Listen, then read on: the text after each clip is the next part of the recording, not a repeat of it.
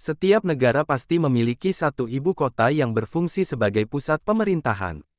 Kota yang dipilih umumnya adalah daerah yang besar dan memiliki padat penduduk.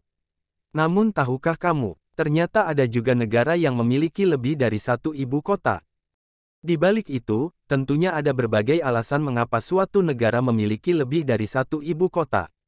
Mulai dari sejarahnya, proses penentuan, perpindahan, dan lain hal. Lantas, negara mana sajakah yang memiliki lebih dari satu ibu kota? Yuk, kita cari tahu bersama di sini. Chili.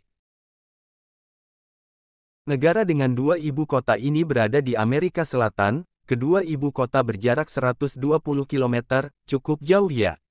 Santiago memang dikenal sebagai ibu kota resmi Chili, namun Valparaiso juga menjadi ibu kota untuk parlemen Chili. Bolivia. La Paz adalah ibu kota administratif Bolivia.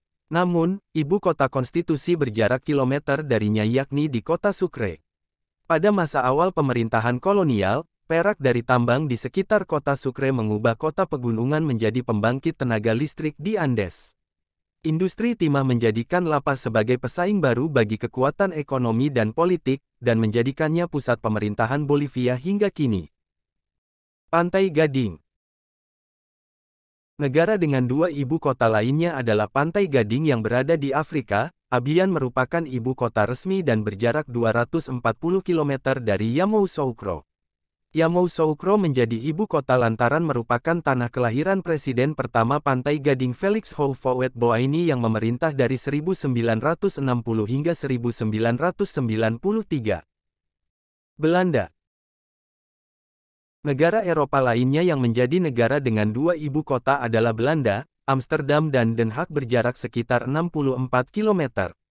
Amsterdam menjadi ibu kota negara dan juga kota bisnis, sementara Den Haag adalah ibu kota pemerintahan.